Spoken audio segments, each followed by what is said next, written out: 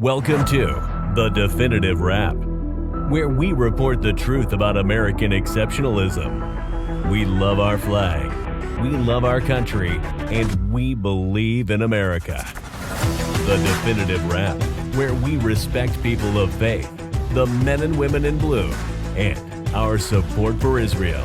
And now your hosts, Bela Sebro, she's the nice one, and Alan Skorsky. He's not so nice. But together they are The Definitive Wrap. I'm Alan Skorsky with my co-host Bela Sebro, and welcome to The Definitive Wrap, where we discuss the news items the mainstream media just won't touch. The Definitive Wrap is proud to be the official podcast of VinNews.com. On Sunday, July 11th, there was an organized rally in Washington, D.C. titled No Fear, to raise awareness about anti-Semitism. The event, organized by Elisha Weisel, brought together roughly 60 Jewish organizations. Groups from the right to the left, like the AJC, ADL, ZOA, and Stand With Us, as well as religious to the less religious, were represented. The majority of speakers refused to acknowledge the Free Palestine movement and squad members as inspired anti-Semitism, that they were responsible for the huge spike in anti-Semitic attacks and vandalism. Like all the other rallies I'd attended, there were maybe one or two speakers willing to call out the squad, but only if they could also criticize Republican Marjorie Taylor Greene. I want to give a special shout out to Meghan Mccain, who spoke, and she did not hold back. What the rally proved to me was that we are a very divided people who can't even do the bare minimum, and that is to name Linda Sarsour or squad members as the main instigators of the increased anti-Semitism. One speaker, David Saperstein, felt he had to say, "I oppose the occupation." The Biden administration's representative condemned only white supremacist-inspired anti-Semitism. Jonathan Tobin, whom Bela will introduce shortly, wrote a great column about this rally titled, "Are Jews Really United Against Anti-Semitism?" which is also posted on our website at thedefinitivewrap.com. Bela? Thank you, Alan. So before we continue with our show, I would like to announce some wonderful news that has been in the works. The Definitive Wrap will now be on Israel News Talk Radio, a Fox News Radio affiliate. This is Israel's premier online radio station for news and talk programming in English and has an audience in 160 countries. In fact, today's show will be featured as our first show on Israel News Talk Radio. So anyway, on to our topic. As Alan said, it was very inspiring watching 2,000 people who spent a sweltering afternoon in front of the U.S. Capitol at a rally on Sunday that denounced anti-Semitism as un-American and made the case that Jewish identity and support for Israel are inseparable. What I found to be so effective about this rally in particular is that some speakers were people who have suffered anti-Semitic attacks in recent years. And the message among these speakers was that they never expected to suffer such attacks in the United States. From Chabad Lubavitch, Rabbi Shlomo Noginsky, who sustained stab wounds in the July 1st attack in Boston. His arm was still in a sling at the time. To Rabbi Jeffrey Myers, who described saying the vidui, the Jewish prayer before death, as a gunman shot 11 worshipers in the Tree of Life Synagogue in Pittsburgh in October of 2018. It was disheartening that although invited to join, representatives of more left-wing groups opted out of attending because some of the sponsoring groups adhere to a definition of anti-Semitism that encompasses harsh criticism of Israel, groups like J Street and Americans for Peace Now. We have with us today to discuss the rally, award-winning journalist Jonathan Tobin, editor-in-chief of JNS, a senior contributor for The Federalist and a columnist for the New York Post, Newsweek, and Haaretz, and host of the new podcast, Top Story with Jonathan Tobin. Jonathan, welcome back again to our show. Thank you, Bela and Alan. It's a pleasure to be with you again. And congratulations on your the news about your podcast. Yeah, we're very excited. Jonathan, it is interesting that this past Sunday on Capitol Hill, rally goers agree that anti-Semitism is un-American. But when Israel is involved, it gets complicated. Can you make heads or tails out of this philosophy?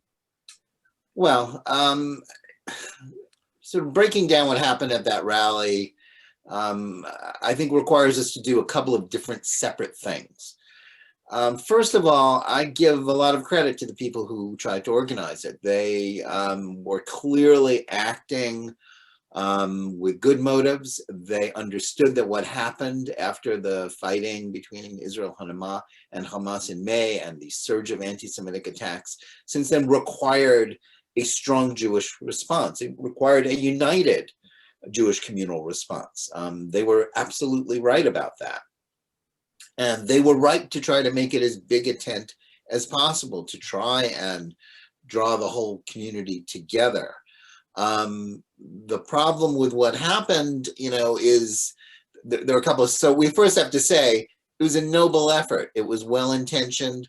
It was the right thing to do. So I'm, in my own writing, and I wouldn't here or anywhere else, cast any aspersions or throw any rocks at the people that organized it. Quite the contrary, they're great. Elisha Weisel is a quality person, wonderful person.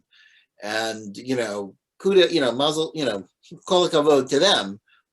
However, there are a couple of things we have to acknowledge about this, both from the point of view about what is effective activism and where we are as a Jewish community. In terms of activism, for those of us who grew up in the Soviet Jewry movement or really anything else, I mean, for those of us, those who grew up in the protest movement against Vietnam, whatever, previous generations, there's some basic rules that pretty much everybody understands. And that, one of them is, you don't do a demonstration unless you can really do a demonstration, unless you can turn out enough people to make it effective and really make the kind of statement that you want to make. By the standards of Washington demonstrations, turning out a couple of thousand people, and that's, being generous. The Washington Post said there were only hundreds, maybe they were underestimating. I mean, as a journalist who's covered a, gazillion protests, I wasn't there. I saw, I know how to count. And I know that people who organize protests count things differently. They want to make things look as good as possible. And I got no issue with that. But let's just take, say there were 3,000 people, which there probably weren't. That's a terrible turnout. Right. It's a terrible turnout. There are like 1 million people a million Jews practically within driving distance of Capitol Hill. Yeah. And sure, it was hot. But it was hot and it was cold when people were standing outside the Soviet consulate in the 1970s and 80s in the rain and in the heat, in the cold. There are always excuses. Yeah, it's the summer and people want to be at the beach or wherever it is that they want to be. And maybe some people are still afraid of the pandemic, although that doesn't seem to stop people when they want to demonstrate for other things. But look, and I've gotten a lot of pushback on this from people on Twitter, including some of the people who were there. And again, kol hakavod to them for showing up. But that's a terrible turnout. I mean, there were 60 organizations supporting this? I mean, obviously, very few of them brought any people because, you divide it up. If all those organizations, or even if some of those organizations, some of which are more than a letterhead, an executive director, and a mailing list, which some of them are, they could have done better. There was no mass response to this, and there wasn't a lot of notice. It wasn't that well advertised, but it got enough.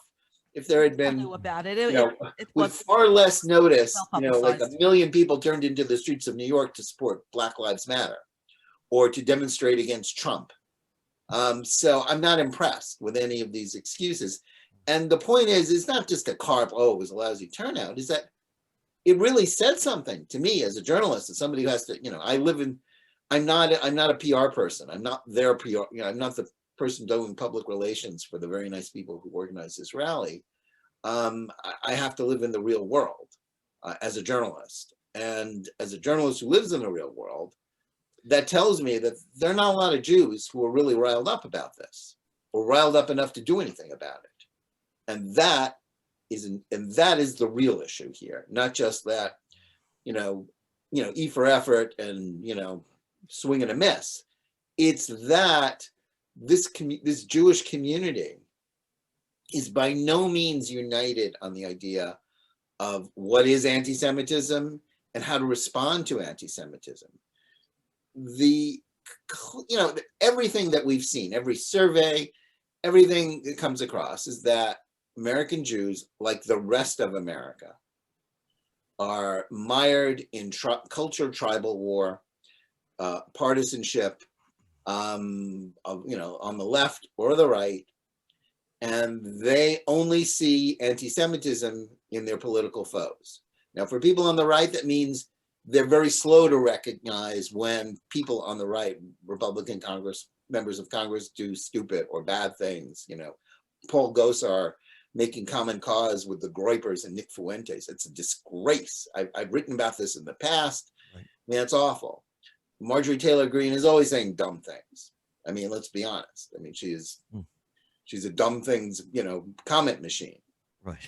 But at the same time, we have people on the floor of Congress like Ilhan Omar, Rashid Tlaib, and their buddies, Alexandria Ocasio-Cortez, who are demonizing Israel, demonizing supporters of Israel, giving, a permission slip to anti-Semitism. And that is, you want to denounce anti-Semitism on the right? That's fine. We shouldn't have to. It's dumb to say that, well, we have to make, do one or the other. Only a fool would say that. But the fact is, the left has a problem with that. And it has a problem with a definition of anti-Semitism that includes the demonization, not just harsh criticism, but the demonization of Israel, calling Israel Nazis, refusing to the Jewish people the right to a homeland. Anti-Zionism is anti-Semitism. So we have all of these factors, and that is undermining the well-intentioned efforts of some people to forge a centrist response. I have no issue with David Saperstein saying, I'm someone on the left, I oppose the quote-unquote occupation. I know David Saperstein, he's against BDS. He loves Israel in his own way. We disagree on issues. The point is, at this point, he's a right winger for some of these people on the left, right, because he is a Zionist and because he's willing to make common cause with people who disagree with him on political issues, whether it's on Trump or anything else or on Israel. And that is the key factor here. We are as divided as the rest of America, and we are not willing to work together, not in the kind of numbers that would be needed to have a really effective response. And that's why this response was so ineffective. Right. So, Jonathan, there's another movement afoot here, and that is now to demonize or mock those of us who call out anti-Semitism, almost like we're being treated now the way we used to call out Al Sharpton as being a racial huckster. Now we're being accused of weaponizing anti-Semitism. I'll give you an example. Last month, April Powers from the Society of Children's Book Writers and Illustrators was forced to resign from her position. She was a chief equity officer, no less, because she called out anti-Semitism. And this is the new movement now. Not only are anti-Semites instigating attacks against us, but now we are going to be attacked for playing the anti-Semite card. And she's not the only one. We know that there are professors on campuses that if they challenge anti-Semitism, they could either be harassed by their colleagues or put in a position where they have to resign. And we've seen this in a number of places. So there is a much greater movement here that we're just not even acknowledging. Forget about even defining what anti-Semitism is. Now we're not even allowed to call it out. Yeah, I think there is, sort of the new anti-Semitism. And it's a defensive mechanism of the left in which it is attempting to delegitimize the discussion of anti-Zionism, anti-Semitism. They want to describe anti-Semitism as purely a function of the far right, of something that they can connect through painting by the numbers, to Trump and Republicans. It's not in their sweet spot, and it's not just like this irrational thing that they do out of nowhere. This is connected to one of the key issues facing Americans today, and that is the question of critical race theory and intersectionalism and all the toxic radical theories that have, in the last year since the death of George Floyd, moved from the margins to the mainstream, to being normative, to being accepted.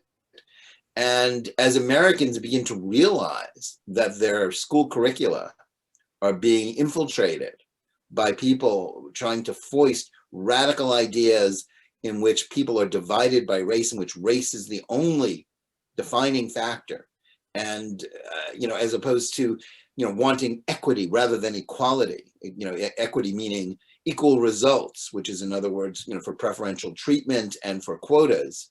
They are gaslighting us. They are pushing back on us and telling us that those of us who are calling them out are racist or making things up or in some way distorting the argument, when in fact they're the ones who are doing it, and claiming that this grassroots movement to oppose it is not a grassroots movement. It's, these are lies, it's gaslighting, and the same kind of games are being played with respect to anti-Semitism, because they don't want the discussion of anti-Semitism to focus on this rising tide of global Jew hatred, which is emanating not from some, nitwits sitting in their basements in Idaho, or, David Duke, or, or extremists, the crazy person who shot up the synagogue in Pittsburgh, or the other one who shot up the Chabad in Poway, California. Those are real. There's a real danger. Yeah. But the rising tide of anti-Semitism being driven around the world isn't coming from them. It's coming from these leftists and the anti-Zionists who are involved in this strange alliance of, sort of Islamists and leftist elites who disagree about everything else, but seem to unite on their disdain for Israel and Jews. And so, it's very important to them to get us off topic, to get us not discussing, to make us not, call out Ilhan Omar, who's still treated as a rock star by her party, by the late night comedians, by all the forces of popular culture, which are far more influential than, some conservative writers or podcasters. This is the real struggle here. It's about that. And it's all related. And it makes it that much more important for us to be very clear about where we stand on these issues, and to be very clear in demanding that Jewish organizations say the right thing. And the truth is, many of those organizations that signed on to this, and good for them for doing it, good for Elisha Weisel for getting them to do it. He's the one who had the, the scoot, and the prestige to push them to do so. And yet many of these same organizations are signing on to Black Lives Matter proclamations, supporting critical race theory, Jewish Council on Public Affairs. They are part of the problem. They are really undermining, they are granting permission slips to anti-Semites with their support of these radical ideas, notwithstanding their willingness to show up and, and do the right thing at a demonstration. So that's why I'm not as interested in demonstrations. I mean, I'm interested in where you stand on the key issues of the day that really are driving the anti-Semitism that we're dealing with. Right. Jonathan, in your recent article, you question whether Jews are really united against anti-Semitism. Although I agree that the rally did not draw as many people as we would have hoped, you are basing your opinion on more than just the attendance. So do you think it's fair, or just indifference, or the attitude, it could never happen to me, that American Jews, particularly the left-wing people, don't seem to be as outspoken against anti-Semitism? And this phenomenon seems very odd, because to an anti-Semite, a Jew is a Jew. A left-wing, a right-wing, an anti-Semite hates a Jew because he is a Jew. I've not heard anywhere if before a Jew is attacked, he is asked, are you a Zionist? And if they say Zionist, they're attacked. It doesn't work that way. He is attacked because he is a Jew. So again, why isn't there more outrage? Have we not learned a painful lesson from the Holocaust, that in the case of anti-Semitism, silence is not golden? Bailey, you're so right. about the lesson we should remember from the Holocaust. Jews of all sorts, Zionist and non-Zionist, religious and non-religious, they were all murdered together. And often they did not resist together. I mean, that's one of the stories I tell about the things that make me saddest in my life is that this is a little bit of a digression, is that the first book I ever read about the Warsaw Ghetto was actually Leon Uris's novel, Mila 18, which is probably one of his better efforts. Not great literature, but good story. And in Uris's telling of the Warsaw Ghetto uprising, all the Jews joined together, the right-wingers and the left-wingers. It was wonderful. It was only later in college when I started studying history seriously that I found out that wasn't true. The Jews fought separately and they died separately. The right-wingers and left-wingers couldn't get along. We have this, so that's one element of it.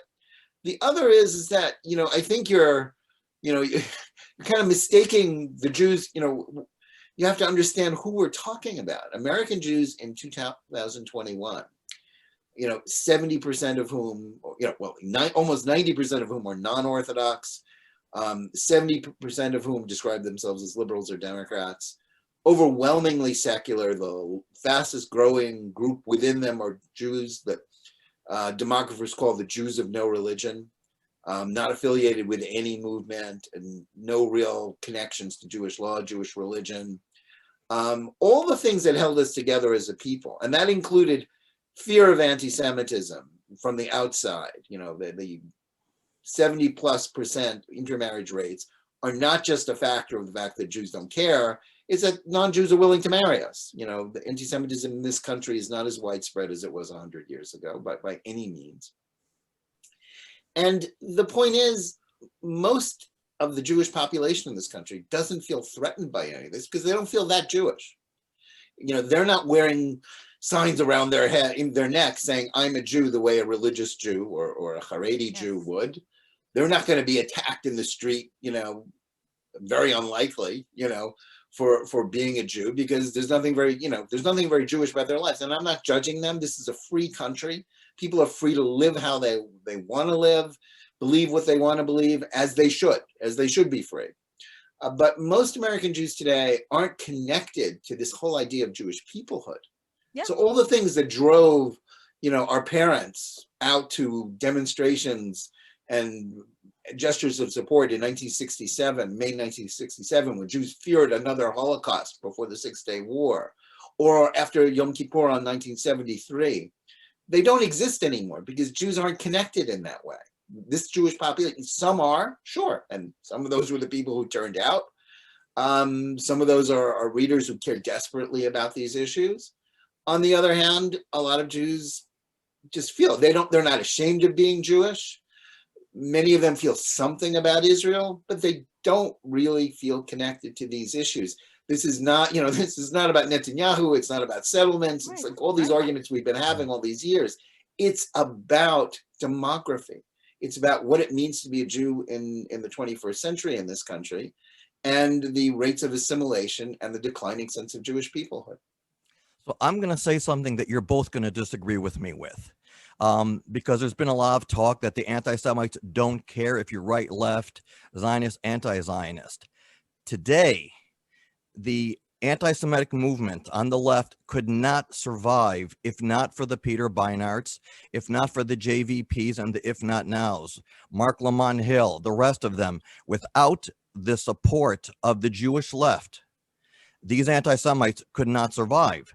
They are being blessed almost with a kosher certificate by these groups of people. So therefore, yes, there have been incidents like we saw in Los Angeles where they were just asked at the restaurant, are you Jewish? The kid, Joey Borgen, got beat up because he saw him with the yarmulke on. But I think that there are so many Jews on the left who are so virulently anti-Zionist. I mean, Bernie Sanders, to me, he's welcome in the left-wing anti-Semitic movement. They would welcome him in Gaza. I don't think they would say he's Jewish, get him. So if you disagree with me, I think you're half right, Alan. Okay. Certainly they are half is better than nothing. They're helped by Jews who validate many of their arguments. But the thing about anti-Semitism is that it's always about the anti-Semites. they exist. They are, the great Ruth Weiss has wisely said, that anti-Semitism was the most powerful, most successful movement of the 20th century because it latched on to every other movement, Nazism, fascism, communism, Islamism. It's true today. So they're going to exist anyway, even without their little, their fellow travelers and, people who help them. But, listen, there's enough we can indict Peter Beinart for without, saying he's the reason why we have anti-Semitism. He's undermining support for Israel, and he's hurting the Jewish community in many ways. And his intellectual journeys are, deeply discreditable, in my opinion. But let's focus on the enemy. Let's focus on the people who are helping the enemy. But for sure. But I want to. The thing that I would prefer to avoid is kind of the finger pointing and the circular firing squad here. We have enough real enemies. And yeah, we have strong, very powerful arguments against those who are attacking Zionism, who are legitimizing anti-Zionism and not recognizing it as anti-Semitism. We have to focus on that and call them out for who they are and what they're doing and why they didn't show up and why they didn't even put their names to that. The fact that J Street, quote unquote, pro-Israel, pro-peace, couldn't, suck it up and stand there to be next to some people with whom they might disagree with. It's a terrible statement about them, but it's a very insightful statement about this, about where the Jewish left is and how they feel about things. Jonathan, one last question, real quick. How do you think we could see more changes? We will not change the anti-Semites in government. They are who they are. I care about the average American Jew. Do you think that educating people more will make a difference? Well, of course, that's part of our obligation. It's an uphill struggle in this country. As I said, these problems of Jewish peoplehood are far bigger than politics, far bigger than the issues that we debate, in many ways. So, of course, we have to try and educate a generation, our children, educate ourselves with the facts about the Middle East, the facts about Israel, the facts about anti-Semitism. But I'm just going to say something I've said before in many other venues. The most important quality we need in this struggle is not necessarily information, although information is necessary. It is courage. The courage to speak up, to say something that is unpopular and unfashionable. It's very unfashionable among liberals to take stands for Israel and against anti-Zionism and to call things out as they are. It means sticking out. It means being unpopular. It means being, one of the porshim is in Hebrew, the dissidents. It's a hard thing to ask kids to do, especially in an age when there's not much activism. It's hard things to ask anyone to do. But that's how we are judged. Just as we judge the generation that was silent during the Holocaust for their silence, just as we praise those who were leaders during the movement for Soviet Jewry for speaking out and being willing to be dissidents and to making that ultimately a mainstream issue, we praise them. So too will we be judged by history, by our stance according to this. That's the thing we have to worry about. It's not our brothers and sisters in Israel basically couldn't care less what we do. It's about our posterity. We must have the courage to do that. That's the essence. Standing up against the idols of popular culture has always been the essence of Jewish identity. That's what we have to find today again. Bela, do I have time for one comment? It'll be a quick comment. Very quickly, because we're really out of time. So I'm just going to call out two of the most powerful speakers at the event. One of them was Josh Washington from the Black Israel Alliance, and another Black woman, I don't remember her name, but her name was Marie Fisher. I just don't remember which group she was part of. And I was so impressed that they were so powerfully anti-Semitism and that they don't get swept up in the whole BLM thing. So you speak about courage. They, to me, were real profiles of courage. Thank you. We are out of time. Jonathan, thank you so much for joining us again on The Definitive Wrap. Thank you to our audience for tuning in and to vinnews.com. Thank you. Thanks for listening to The Definitive Wrap. with your hosts, Bela Sebro and Alan Skorsky. Be sure to tell your family and friends they also can listen to The Definitive Wrap on Apple Music, Spotify, Google Play, and your favorite streaming service. See you next time on The Definitive Wrap.